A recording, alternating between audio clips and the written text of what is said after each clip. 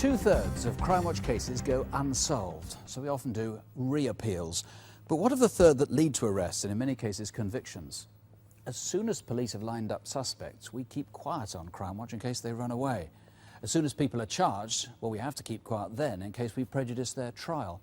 So viewers are constantly asking for more feedback. If calls to Crimewatch really count, what happens when we come off the air? Tonight, we take you behind the scenes and show you. Sometimes viewers come up with the tiniest scrap of information that helps to solve a crime.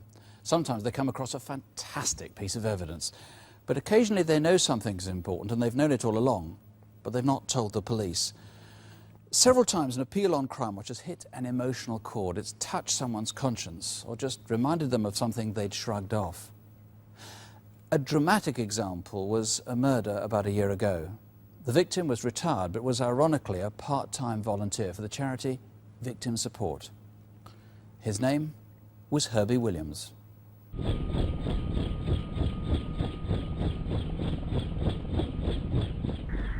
It's a male, 40s, stabbed upper left side of the chest, unconscious. The crew on scene have a line in. How long has he been down? 14 minutes.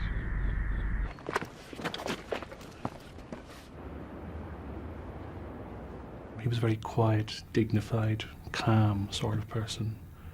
I'm sure it's just the type of person somebody who was all upset would love to meet.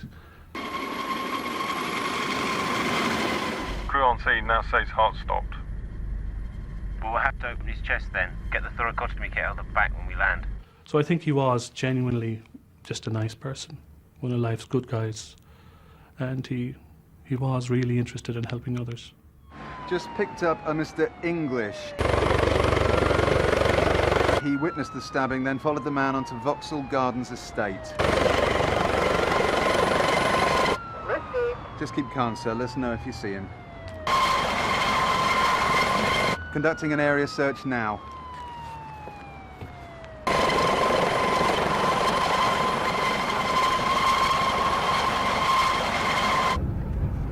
Can you see him anywhere? No. I can't believe it was over an empty bottle.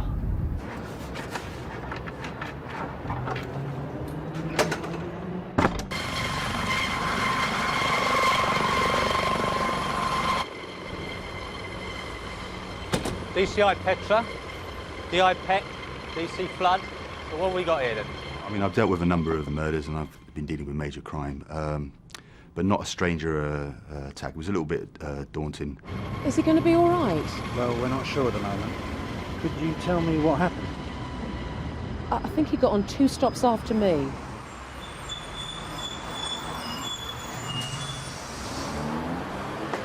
Hi, Westminster, please. 90, please, mate. I'm sorry, I've only got a £5 note, if that's all right. Oh, yeah, I can change that, I think. Thank you. Hello.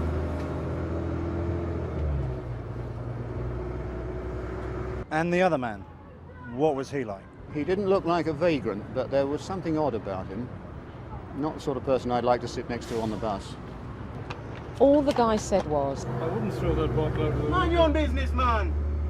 I got you here, I have a knife, I got you! School. Nobody cool. You want to fight? Huh? You want to fight? What you look on? I heard the one who threw the bottle say, I'm gonna kill you. You want to fight, huh? I fight you, you know. There's a lot of confusion. Leave me alone, man. Just leave me alone. What's the matter, sir? Someone said he's been stabbed with a knife. I've never seen something like that in my life. Somebody just stabbing somebody, broad daylight, an unprovoked attack. At that point, I said, no, he's not going to get away with this. I just couldn't contemplate Herbie, of all people, being involved in any sort of an argument because he was such a calm, gentle sort of character. And afterwards, it became clear that he did all the right things. You know, he got up, moved away from the confrontation, left the scene, tried to walk away. But unfortunately, the murderer followed him. Can you give me a better description? Scruffy, like he'd just got out of bed. Dirty hair and beard, a matted beard. He looked strong enough to deliver a single knife blow, killing Herbie Williams outright. OK, there were 40 people on this bus, of which 15 have come forward. There's no forensic, and we haven't recovered the murder weapon. We do have this. Fortunately, the murder was captured on CCTV. Sadly, though, it's very difficult to make out the man. Oh, yeah, those trousers that were dropped, they appear to be nicked, so he could be a shoplifter. Basically, we've got very little to go on. This is going to be a sticker. First action I want is the suspect's description circulated. Focus on matted beard, unwashed hair and scruffy appearance. Well, one little gem, though, is a Mr. English, who followed the murderer into the Vauxhall estate. He says he would recognise him again. Well, good for an ID parade. If we're going to find the murderer of Herbie Williams, we'll have to start by knocking on every door in the area of the estate. That's 500 flats, plus shops, garages and offices. Now divide it up and watch out for yourselves. This idiot has just killed someone for no apparent reason.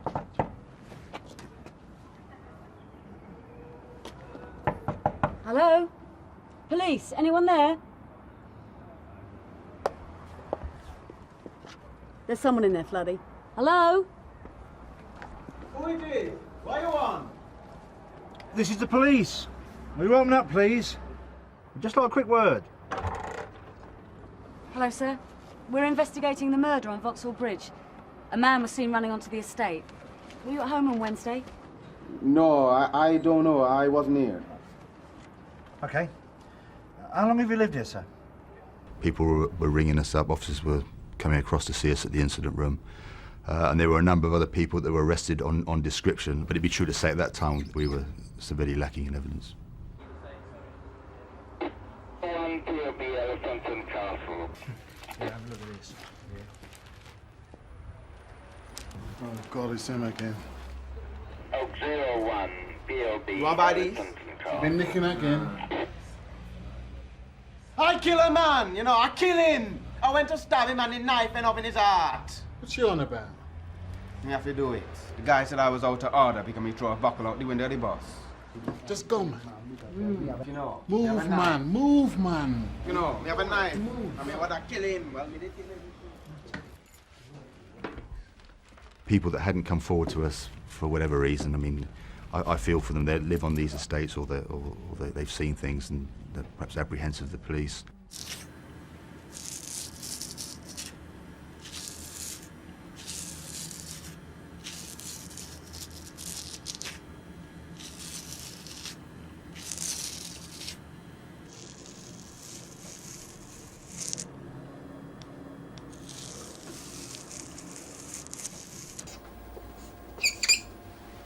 This guy was thrown up by the house-to-house inquiries. He matches the description. He's got previous for shoplifting, stabbing, firearms. We're bringing him down now.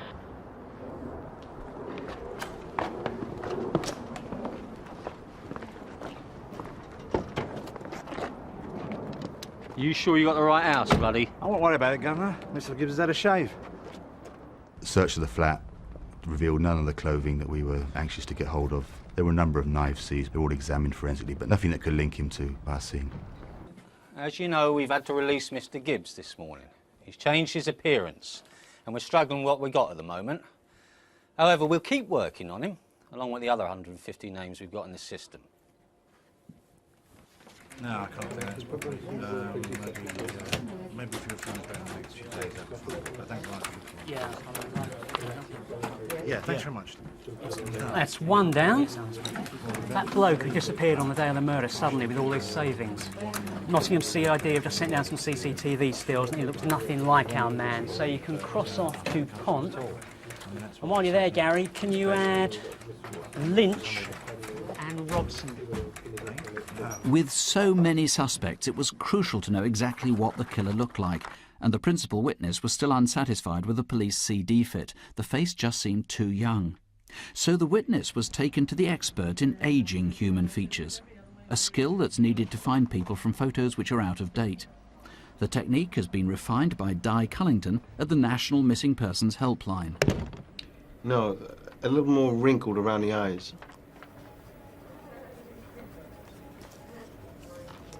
How's that now? David? What percentage is it now? 95%. Yep. That's him. 95%.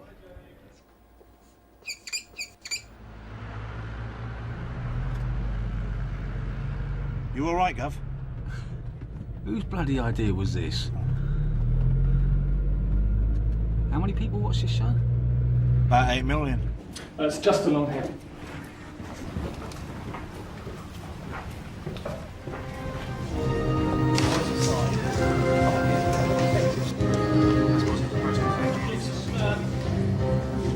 Now a reconstruction of the sort of scene everybody dreads. There's a man behaving badly, a citizen who tries to do the decent thing and calm him down, resulting in the Good Samaritan being murdered. The response from Crimewatch was magnificent. Well over 300 calls. Perhaps this is the reconstruction. In fact, it must be the one that caused the most anguish to viewers tonight.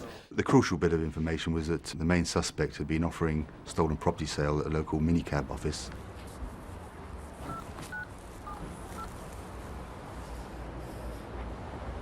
Gov? Yeah, it's Floody. You won't believe this. The bloke they say confessed to the murder was also trying to flog them stolen gear. And they know who it is. It's Gibbs.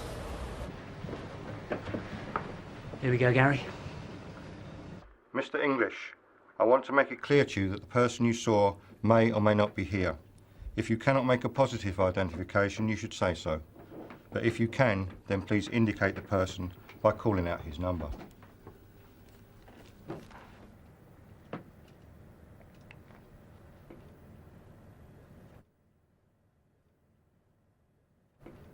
Is the person you saw on that earlier occasion on the parade? Go. Don't hold your breath, Governor. He's not picked him out.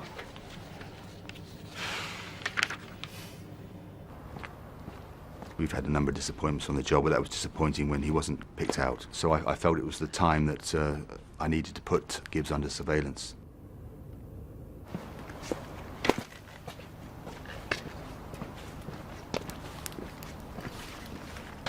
You turn left down an alley.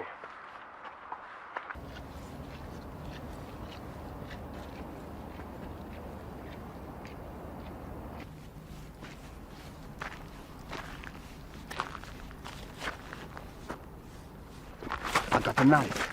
I got you hear? Oh, I only want to take a piss, mate. Thought you were gonna jump me. I was gonna stab you. I got a knife.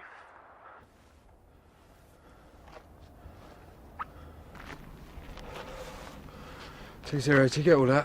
All along, my big worry was this man potentially could strike again. So you've got the issue of the safety of the public.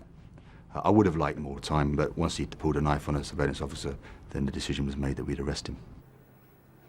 Martin Gibbs, you are charged that you did murder Herbie Williams. This is contrary to common law. Because I felt then, with these statements that we had after the Crimewatch appeal, and that the work the officers had been doing behind the scenes, that we now had enough, certainly, to charge him. The fact that you've charged somebody, there's a long way before getting enough evidence to ensure a conviction at the Old Bailey. I knew that we couldn't afford to take the foot off the pedal, and that's when the real work started.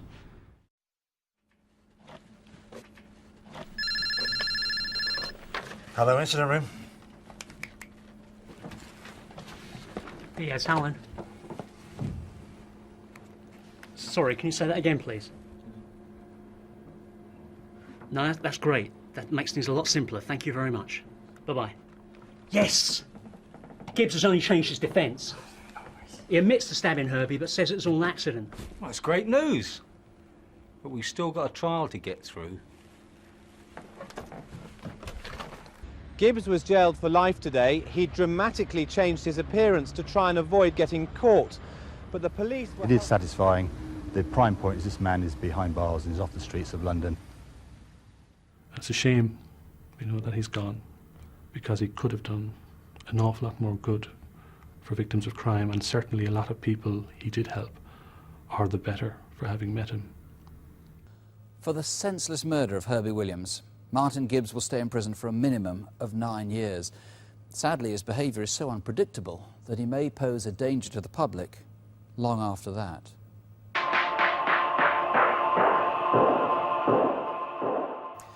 Crimewatch sometimes has very little to go on. A snatch sighting of a suspect, people or cars that have to be eliminated, missing items that someone might identify.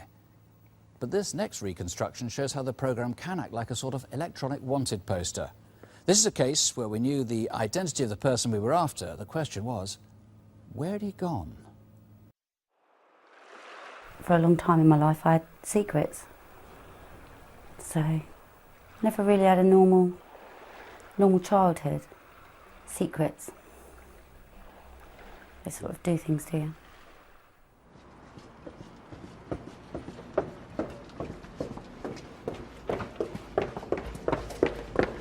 Do you want a piggyback? Get up on. No, Peter, I don't want one. Get up. Get on. No, I don't want a piggyback. Come here.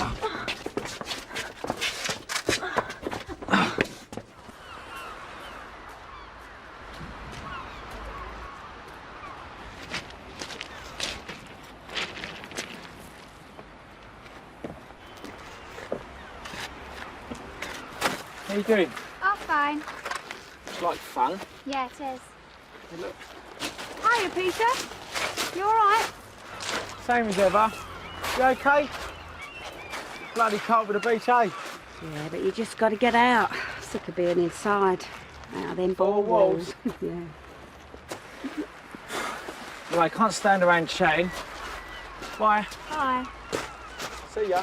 Fear. It's fear. I mean, when I was first assaulted, I was a child, and there wasn't people to talk to, and who would have believed us? Any of us.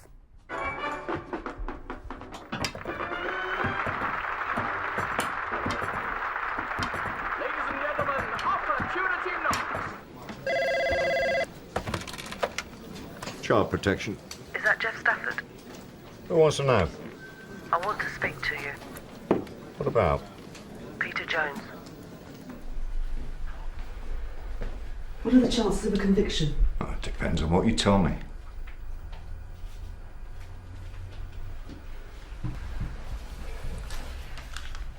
He raped me as a child.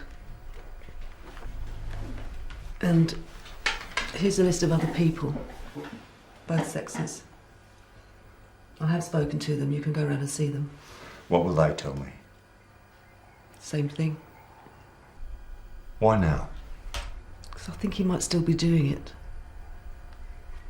The believing of victims is very, very important. They've been told by the perpetrator it's their secret. So they want somebody on the other side to realise that what they're saying is true. She appeared to be troubled. She appeared to be very brave to want to tell a total stranger what had taken place in her life. The heart took over and got involved. Hello, you must be Jeff Stafford. I am. And we had corroboration from other victims, about other victims, because one occasion when Alison was abused, another victim was there. He had caused a lot of pain, a lot of trauma to these victims. We were going down the right road towards a conviction, I thought at that time. And what is your understanding as to why you're here? Biggest load of crap. So these people on this list, they're saying all these things and they're trying to ruin your life. Is that what you're saying? Yeah. Or on the other hand, they could be true. He was everything that people had described. Dirty, scruffy, somebody that could be very frightening towards kids, very frightening indeed. He had paedophile tapes right across his forehead, really. You could see it as soon as he walked in the room. It was decided to charge James with a number of offences, and because he had a job an address. Custody sergeant decided to bail him.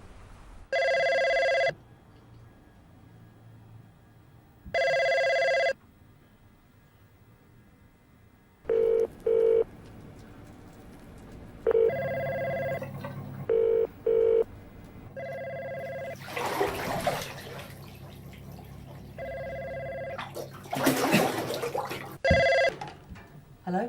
He didn't turn up at court today. Jones has done a runner. I told you, Wood. I told you. I know, but it wasn't my decision. He knows where I live, Jeff. Wasn't just me I was scared for, it was, you know, there's more kids out there.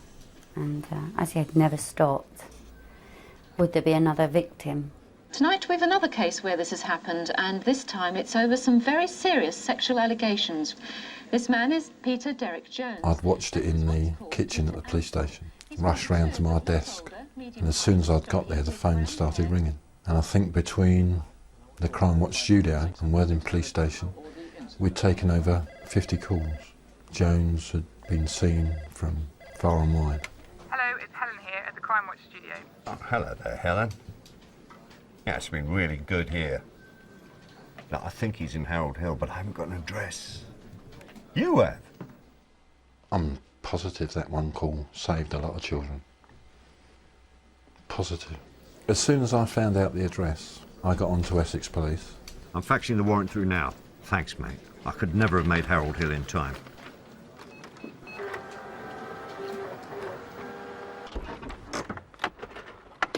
Right, let's do it.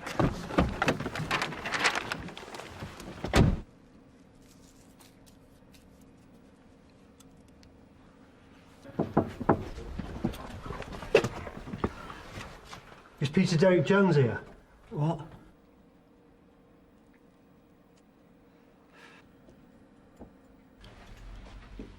Hey! Hey! Are you Peter Derek Jones? Who wants to know? Are you Peter Derek Jones? Yeah. Well, get your strides on, you're nicked.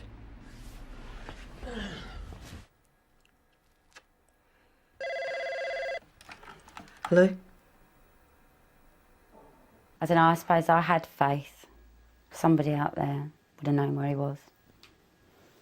And it was just... That's great. Well, when Jeff phoned me to say they'd got him, I couldn't believe it. I cried like a baby. Not ashamed to admit that, I did. I sobbed like a baby. Yeah, I thought we'd lost him. At the trial, they were very, very strong. The verdict was a very big bonus. Not for me, for them. 12 ordinary people believed them. I left the court because I knew the victims would be upset. I went to the Crown Prosecution Office, but Alison found me.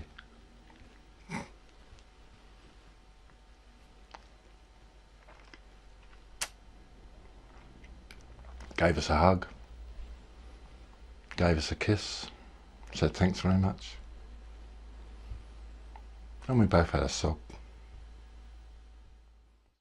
It's all been stored away in a little box for many years, but the box is open and the lid doesn't quite fit yet, but it will. It will. I should imagine there's quite a few people in my age range that have got their secrets, and it is never too late. The person that abused you, maybe as a child, is carrying on abusing children now. And it has to be stopped. And I think we've all proved time isn't an issue. Time is not an issue. If you were abused as a child, or at any age, you can call your local police and ask for the Child Protection Unit. Or if you'd just like to speak to someone who can help you, call the Victim Support Line on 0845 30 30 900. And if you're 18 or under, you can call Childline on 0800 1111.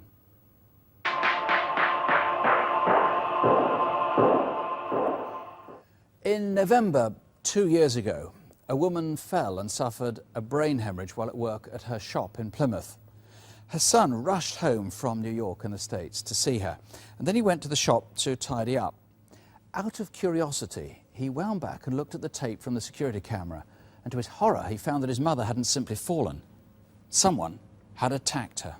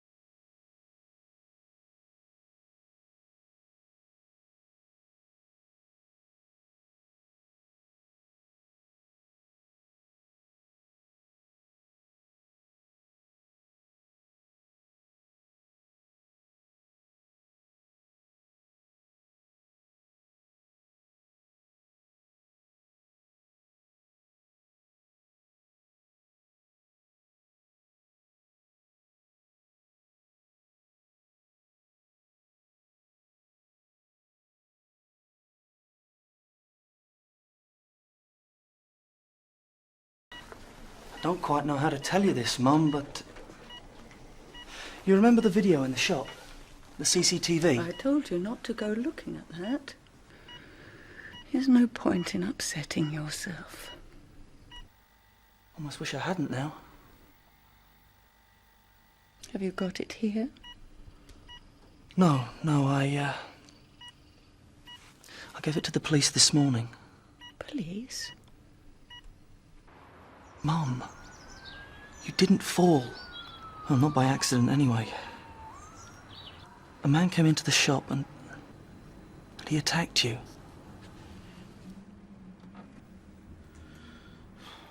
Just cleaned this out then. Yeah, still left a lot of stuff there. This is worth a bob or two. Makes you wonder what he was after in the first place. Well, he probably panicked. He probably thought he killed her. No, it didn't strike me as the panicking type. What you got? Look at that. Stuck it down with sellotape.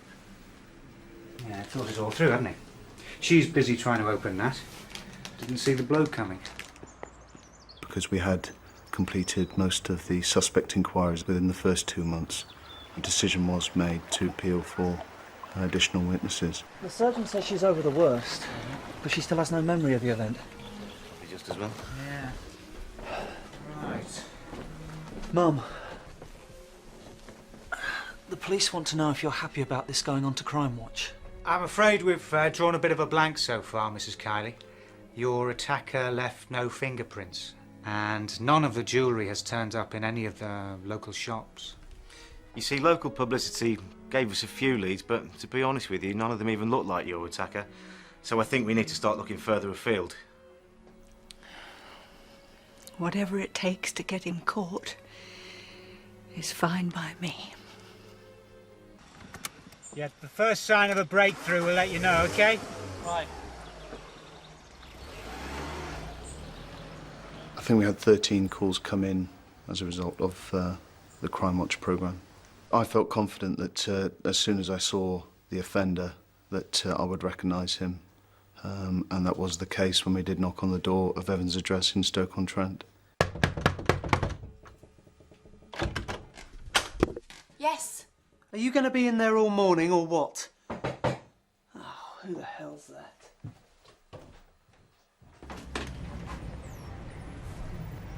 Glenn Clifford Evans? Yeah? My name's Detective Constable Blackshear of Plymouth CID. I'm investigating a robbery that took place in Plymouth in November 1997. What's going on, Glenn? Don't ask me. Some rubbish about a robbery. You sign this, Glenn, to confirm that you've been cautioned? What robbery? Are they allowed to just walk in here like this? Got a warrant. Can't stop them. Don't know what they think they'll find, though. Do you mind telling me what this is all about? We're just acting on information received, love. We'll be as quick as we can.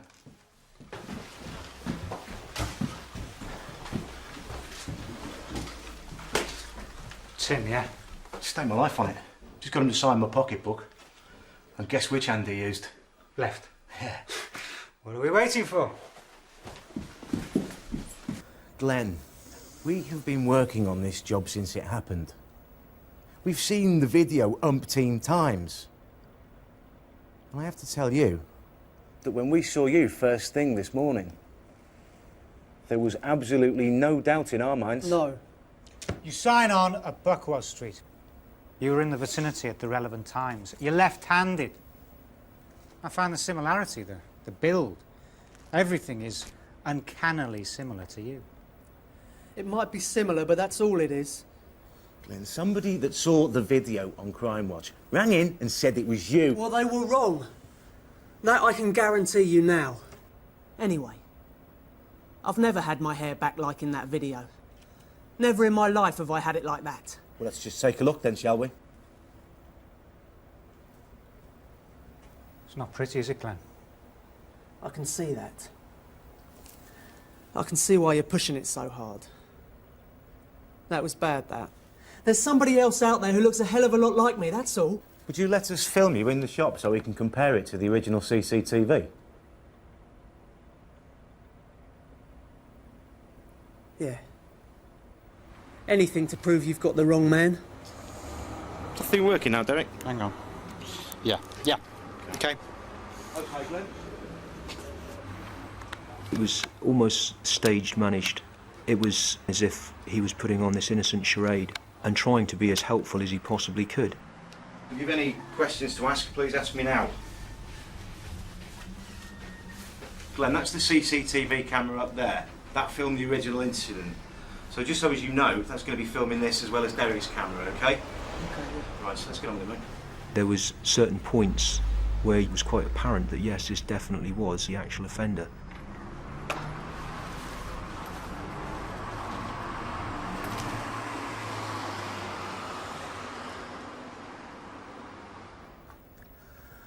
Okay, Glenn, do you still maintain that prior to today, you have never been in that shop? Prior to you taking me there, I haven't been, no. Well, I have to tell you that now I've had the chance to compare the two videos, I'm more convinced now than I was before that it was you that committed the robbery. I did that video to prove it wasn't me. You had to release him. It was both disappointing and challenging insofar as we knew it was him, now we had to prove it. I felt that his girlfriend was certainly somebody that should be spoken to, and that if we spent more time with her and she actually realised what he had in actual fact done, then she would have come across with more information. You still maintain that's not Glenn, Susan? That could have been me, that. What do you mean it could have been you? Did he hit you as well? No. But he's got a nasty side to him, Glenn. Comes out when he's had a few drinks. Had he been drinking the day of the robbery? Might have done, I don't know. I didn't see him till the afternoon. Is that him, Susan? I recognise the clothes. He asked me to dump them for him on the day you said the robbery took place. What about this, Susan? Do you recognise any of it? I don't know where it came from, but it looks like some stuff we sold to a jeweller's at Stockton Brook. I didn't want to believe it was him. Even his brother was teasing him about the Crimewatch programme. He just laughed it off, denied it flat out. I want to speak to someone in charge. My girlfriend's being held here against her will. Hasn't even got solicitors. It's not right. What's her name? Susan. Susan Wilson. These Plymouth cops came and took her away this morning. Just a minute. Yeah?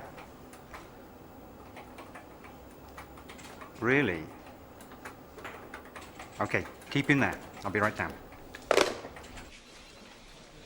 Right, Glenn. I want to see Susan. You've no right keeping her here so long. She's making a statement of her own free will on matters relating to the robbery. No one's forcing her to say anything. I want her to have a solicitor. She doesn't need one. She's not under arrest. She can go whenever she wants. I want to see her. Yeah? Hello, mate. Listen, you're not going to believe this. The jeweller checks out. She's still got half the stuff she bought off him. Do you want me to go and get Evans? Well, there's no need to, mate. He's here. Can I see her? Can I see Susan? Glenn, since your release from custody, fresh evidence has come to light relating to your involvement in the robbery.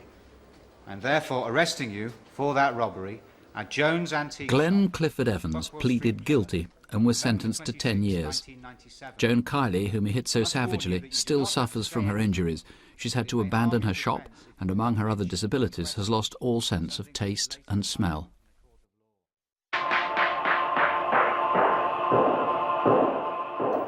In 1984, there was a series of sex attacks in Northampton, and over the next 6 years they were linked to similar assaults in Milton Keynes, Leamington Spa and Reading. After a long and fruitless inquiry, the investigation had to be abandoned, and it lay dormant until 1998.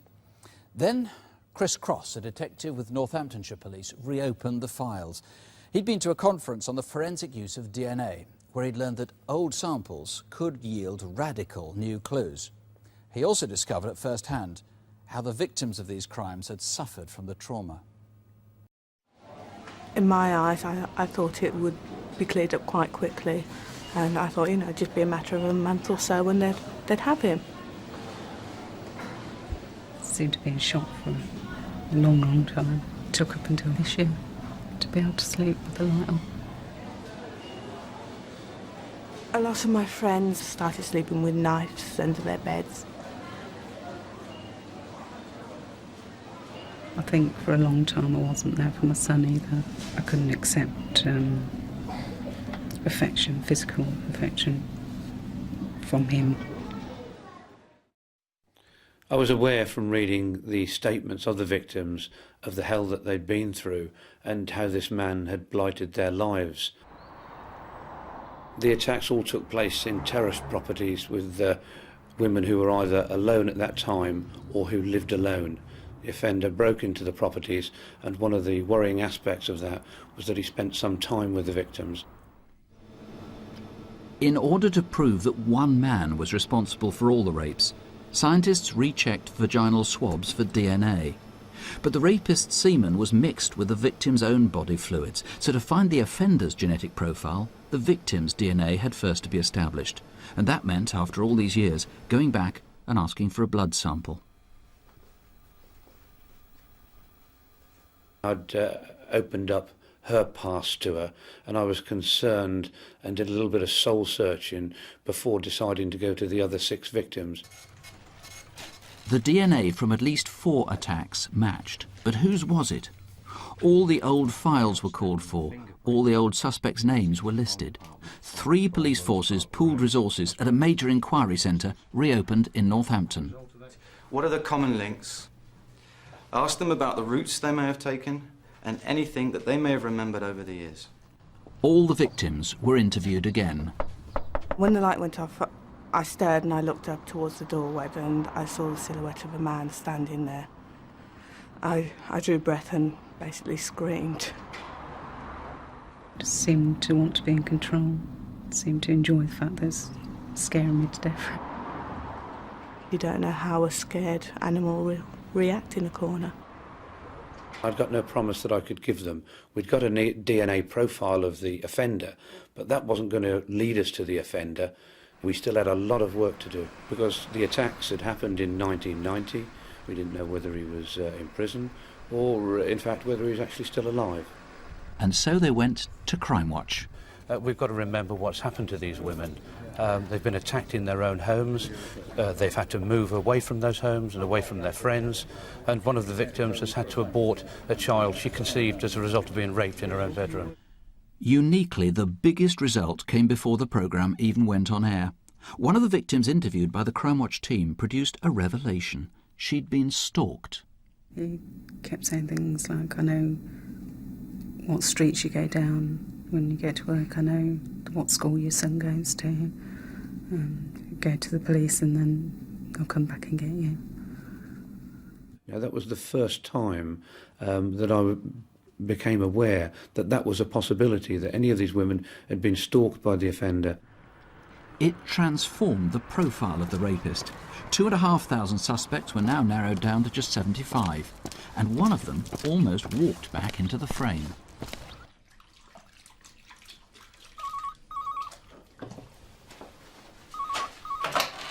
Was escort agency? Yes, I'd like to arrange an escort for tomorrow evening. Yeah, I think I can arrange that.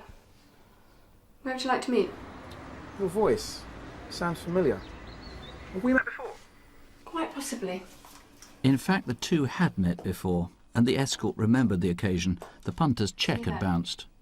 He wasn't going to get away with it again. I arranged to meet him, then contacted the police.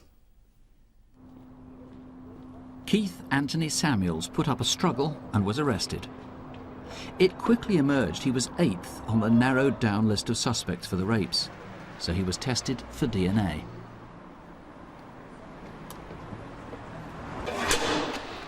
He was released because he was only in custody in relation to the check offences. The DNA sample had to be sent off, and that was done as a matter of urgency. That looks like his mother. Female walking away from premises. I was in my office when the test came back positive, and I realised that he was the rapist.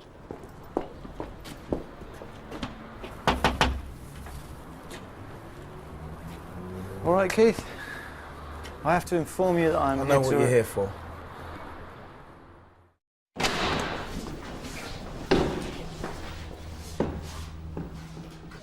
think I just would like to ask him why and to tell him how it's affected my life. Keith Samuels confessed to over 90 offences and was given 9 life sentences, with a recommendation he serve a minimum of 12 years. I will not allow him to ruin my life. Life goes on, and so will I.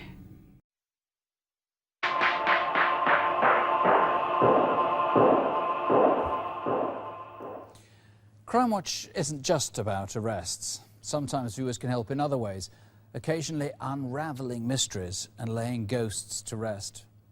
That was the case last summer with an inquiry that began with a private tragedy on the banks of Loch Lomond.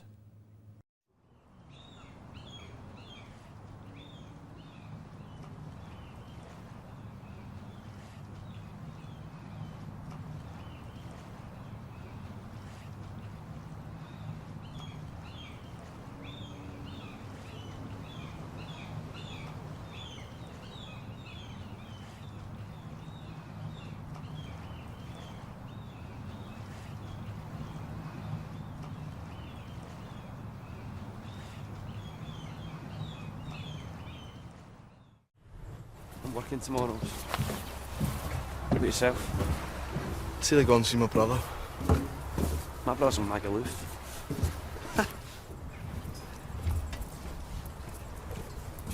It was just a wee guy thing at first, it was just a crush. But this came right with me all the way since like to here. He's alright.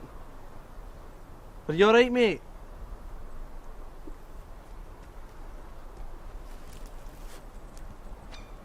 Jesus.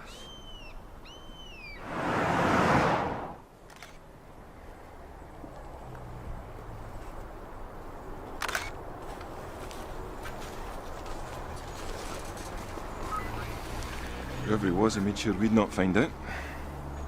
Why? Nothing on him. Not a thing. Is it £1,500 in cash? Enough for a funeral. The condition of the body had deteriorated rapidly because it had been lying outdoors for some time. There was no identifying features on the face. He was properly dressed for hill walking, so we decided to make a search of the area for any tents or rucksacks or any abandoned vehicles, but nothing was found. So I started to realise we had quite a mystery on our hands. It was obvious to me that this was a suicide.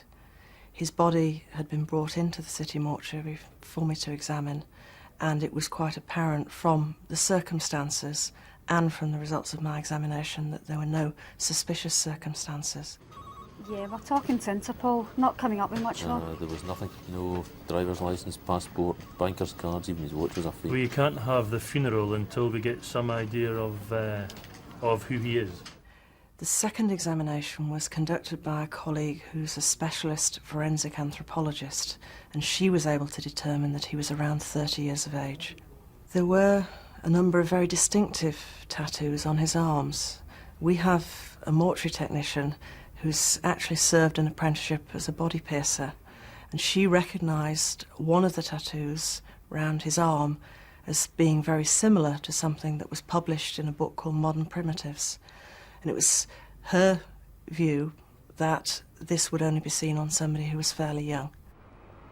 In Glasgow, Sergeant Ian Whitelaw found an expert to copy tattoos from the decomposed body to make pictures for publication. Yeah, that's much clearer. Thanks. I asked the press to publish these images. I was sure that someone must recognise them.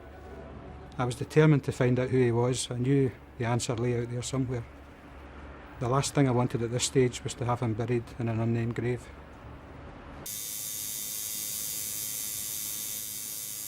Nothing turned up, so I decided to take them to some local tattoo artists. If anyone had done a tattoo like this in Glasgow, I'd know. I'm sorry I can't be of help. No bother. Cheers anyway. Okay, cheers. The next stop was a couple world-renowned for facial reconstructions, Professor Peter Vanessis and his wife Maria.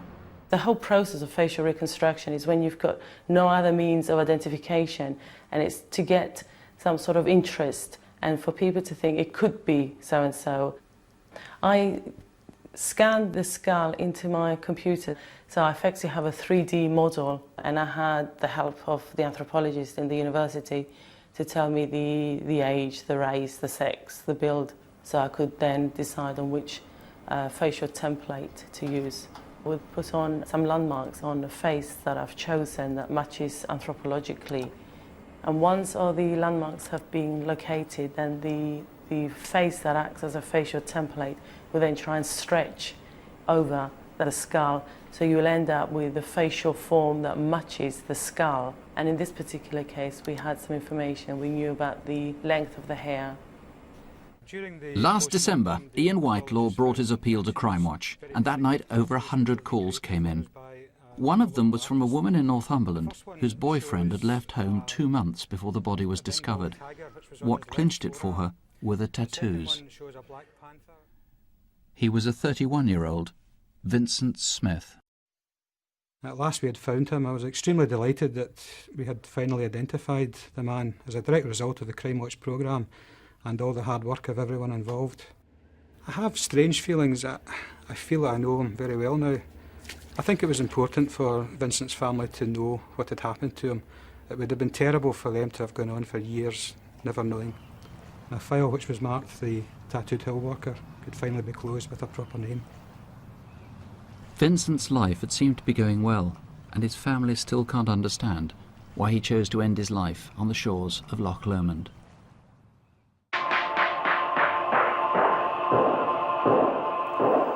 Tonight, we've shown you briefly how calls to Crimewatch really count. And before we're back with appeals next month, there's a chance to see a more detailed reconstruction. It shows how the Crimewatch audience helped to catch a man responsible for violent attacks on elderly people in South Wales, culminating in the death of a 90-year-old, Enid Poole. For anyway, I wasn't doing anything. This one was acting suspicious over at Selena's, the old folks' place. Stupid old gits. Okay, just calm down and just listen to you everything. Fat English bastard! I'm gonna have you. I'm gonna kick you so. So he's holding her and hitting her with a weapon. Perhaps metal or hardwood bar. And she's trying to defend herself with her hands up around her head like this. Tonight, 10 o'clock, Crimewatch, live as always. Tonight, the big manhunt in South Wales for the serial attacker there. Well-dressed, well-spoken, apparently charming man. who turns on old people with indescribable savagery. We'll show you details of his movements. You fat English bastard! I would think he would be about 5 feet 8. Find out more in Crimewatch File in 2 weeks' time.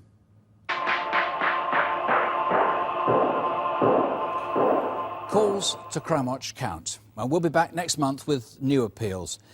Meanwhile, if you've information on any crime, however new, however old, help to put things right, call Crime Stoppers on free phone 0800 555 111. If you've been personally badly affected by a crime and would like to speak to somebody, call Victim Support. There'll be people there till about 2 a.m. on 0845 30 30 900. The successes we've shown tonight on Calls to Crimewatch are repeated every month, so join us on September the 14th. And don't have nightmares, do sleep well. Good night.